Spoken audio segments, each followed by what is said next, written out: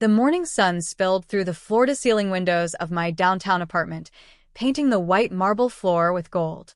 I stood barefoot, silk blouse draped loosely over my shoulders, staring at the city below. From this height, the traffic looked calm, like tiny pieces moving on a board game. You'd never guess that inside me, my chest felt like a storm. My phone buzzed on the counter, an incoming call from my brother, Michael. We hadn't spoken in almost 2 years. The name alone sent a rush of memories I'd tried to keep buried. I let it ring twice before answering. "Hello." My voice sounded steadier than I felt. "Mom's in the hospital," he said flatly. "She wants to see you." My breath caught. I gripped the cold quartz counter with one hand, suddenly aware of the faint ache in my left ankle, the same ankle I'd fractured years ago, the one that had left me lying helpless on the hardwood floor of the house I'd paid for. The memory slammed into me, my mother's voice echoing, sharp and cruel. "We're not your damn servants, Claire." Even now, the words burned. I swallowed hard, straightened my blouse, and caught my reflection in the mirrored backsplash. The woman staring back was polished, composed, but under the smooth exterior was the girl who had been left to crawl to the couch alone. "All right," I said finally, my tone cool. "Tell her I'm coming." As I hung up, a single thought pulsed through me like a war drum. This time, I wouldn't walk into that room. Brock, it was a spring afternoon, the kind that should have smelled like fresh-cut grass and new beginnings. Instead, my house reeked of antiseptic and betrayal. I had been on crutches for 3 weeks after slipping down the stairs, a clean fracture in my left ankle. The doctor had warned me about overexerting myself, but what choice did I have? I lived with my parents then, though I paid every bill that kept the house standing: mortgage, utilities, even my father's car insurance. That day, I had tried to make it from the living room to the kitchen alone. Halfway across the hardwood floor, I lost my balance. Pain shot through my ankle as I collapsed, my crutches clattering to the ground. "Mom," I shouted, tears stinging my eyes. She appeared in the doorway, arms crossed, face tight with irritation rather than concern. "For God's sake, Claire," she snapped, her voice like a whip. "We're not your damn servants. Get up." The words hit harder than the fall. I froze, palms pressed to the floor, chest heaving. I had been funding their lives for 3 years, working 2 jobs while finishing my degree, skipping meals to make sure there was food in the pantry. And still, in that moment, I was nothing but a burden. My grandmother, who had been visiting that week, shuffled in behind her. She knelt beside me without a word, helping me sit up. Later that night, when everyone was asleep, she pressed a small silver locket into my hand. "Baby girl," she whispered, her voice soft but fierce. "You are born to stand tall, not crawl for scraps of kindness. If they can't see your worth, go build a place where they can't ignore it." Her words lodged deep in my heart. The next morning, while my ankles still throbbed and my pride still ached, I applied for an out-of-state internship I had been too scared to consider before. When the acceptance email arrived 2 weeks later, I packed my bags, tucked the locket under my shirt, and left. I didn't even wait for goodbye. The internship turned out to be the beginning of everything. It was in Chicago, at a small but ambitious marketing firm run by a sharp, no-nonsense woman named Diane Walsh. Diane was the kind of mentor who didn't believe in hand-holding, but she believed in me. My first week was brutal. I worked long nights building presentations no one saw, fetching coffee, and learning how to mask my limp when the ankle pain flared. There were moments when I wanted to pack up and run back home, but every time I felt weak, I'd touch the locket around my neck. "Stand tall," I would whisper to myself. Diane noticed my persistence. One Friday evening, after we'd stayed late perfecting a pitch deck, she said, "Claire, you've got something the others don't. You don't just work hard. You work like this is life or death. That's rare. Don't waste it." Those words became fuel. Over the next few years, I climbed the ladder, from intern to junior associate, then to account manager. My first big client was a tech startup nobody believed in. I fought to take their campaign and turned it into a viral success that landed on 3 industry blogs. That was the first time I saw my name printed in bold. When the bonuses started coming, I didn't splurge.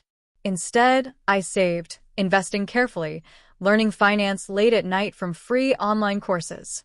I stopped posting much on social media, just enough to keep my family from worrying, never enough for them to guess how well I was doing.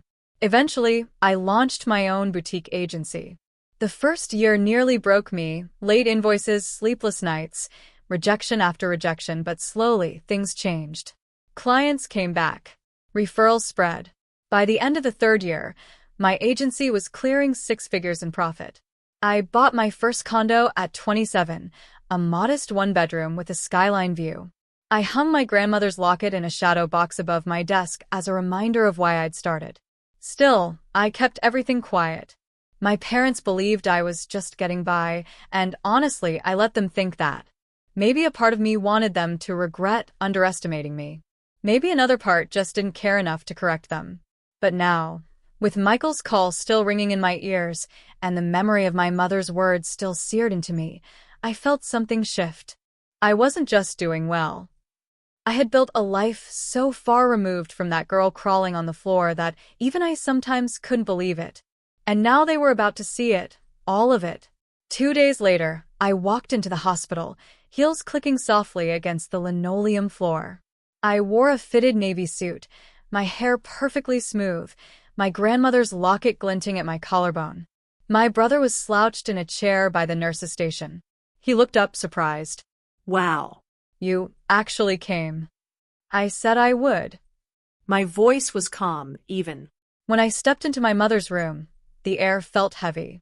She was propped up against white pillows, her expression carefully neutral. For a moment, neither of us spoke. "You look different," she said finally. "Life does that to you," I replied, setting my leather tote on the chair. The conversation stayed polite, almost stilted, until she asked, "Where are you living these days?" Still in that tiny apartment. That was it, the crack that let the flood through. "No," I said, standing straighter. "Actually, I own a penthouse downtown. Paid for in full." Her brows furrowed. "You own it?" "Yes." "And the office space my company operates out of. Walsh and Pierce. Maybe you've heard of it." Michael's head snapped toward me. "Wait. "You're the founder of Walsh and Pierce." I nodded once. "We've handled campaigns for 3 Fortune 500 companies and just signed a national retailer last month.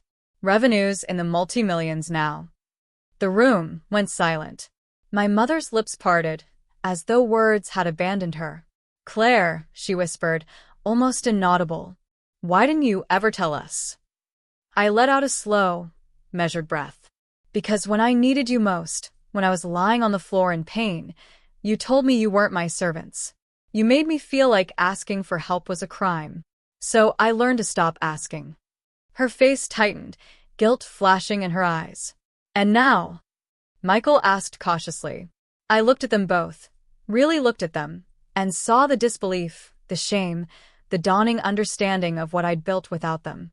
"Now," I said, soft but firm, "you get to see what standing on my own 2 feet really looks like." I opened my tote and pulled out an envelope, placing it on the tray table. Inside is an invitation. Next week, my company is hosting a gala to celebrate our 10-year anniversary. It's formal, black tie. Come if you want to see the full picture. I turned toward the door, pausing just long enough to add, "But know this. Walking into that room means stepping into my world. And in my world, respect isn't optional." Their silence followed me all the way down the hall. For the first time in years, I felt no urge to turn back. The night of the gala, the ballroom glowed like something out of a dream, chandeliers glittering, champagne flutes chiming, the city skyline winking through the glass walls. I stood near the stage in a floor-length emerald gown, my locket catching the light with every breath. When I saw them walk in, my heart gave a strange, steady thud. My mother looked smaller than I remembered, though dressed impeccably. Michael's eyes swept the room, wide with disbelief. "Claire," my mother said softly as they approached. "This is incredible." "Yes," I said simply. "It is." As the evening unfolded, I watched them take in the artwork I'd chosen, The employees greeting me with respect, the slideshow of our company milestones, late nights, award ceremonies, charity partnerships. This wasn't just a business. It was my life's work, built from the pain of being dismissed. When the formal speeches ended, I invited them to a quieter lounge off the main hall. "I wanted you here tonight for a reason," I began, sitting across from them. "You asked why I never told you about any of this. The truth is, I couldn't bear to open my heart to you while it was still bleeding." My mother's eyes shimmered. "Claire, I was wrong. I was cruel. I can't take that day back." "I know," I said gently but firmly. "And I'm not asking you to. But if you want to be part of my life going forward, there are conditions." I held up one finger. First, respect. No more dismissing me. No more belittling my choices. A second finger. Second, boundaries. I'll help where I choose to, not because I'm guilt into it. Finally, I rested my hand on the table. And last, growth. If you want a relationship, you'll need to face the things that made us fall apart in the first place. Therapy, real conversations, whatever it takes. Michael nodded first. "That's fair." My mother hesitated, then whispered, "If that's what it takes to have my daughter back, I'll do it." For the first time in years, I believed her. The weeks that followed surprised me. True to her word, my mother started attending therapy. At first, our calls were awkward, full of long pauses and careful words, but slowly, something softened. She began asking questions about my work, not out of judgment, but out of genuine curiosity. Michael came by my office once just to see the team in action. He watched me command the room during a strategy session, and when we walked out, he said with a proud smile, "You're the boss for real." I get it now.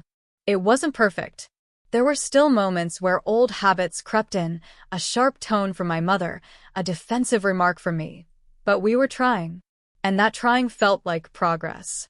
One quiet evening, I sat in my apartment, the city lights blinking beyond the glass, and opened the shadow box that held my grandmother's locket. I unclasped it and held it in my palm, tracing the tiny engraving inside, "Stand tall." For so long, those words had been my shield, the reason I walked away and built something of my own. Now they felt like a bridge, a reminder that standing tall didn't mean standing alone forever. I thought about that day years ago, lying on the hardwood floor, feeling invisible. And then I thought about tonight, the sound of my team laughing in the next room, the pride in my mother's voice when she introduced me to one of the gala guests, the woman I had become because of all of it. I slipped the locket back around my neck and smiled. I stood tall, I whispered to the empty room, and this time they had no choice but to look up.